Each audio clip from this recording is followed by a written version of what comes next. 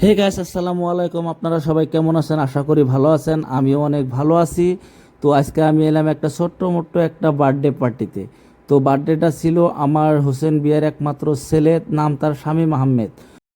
আমি আছি এখানে আর আমার সাথে আছে আমার বন্ধু বান্ধব। তো সবাই মিলাই একসাথে কেক কাটলাম, একটু এনজয় করলাম, খুব ভালো লাগলো।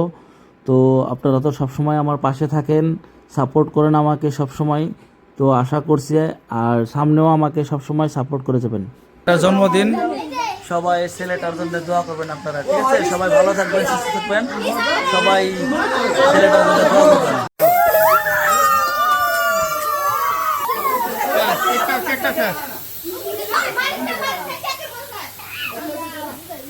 ইতিমধ্যে কেক কাটা শেষ, তারপর দেখি আমাদের জন্য খানার আয়োজন করছে। তো আমরা সবাই মিলে একসাথে খাইলাম। আর আপনারা সবাই ছেলেটার জন্য দোয়া করবেন। ধন্যবাদ।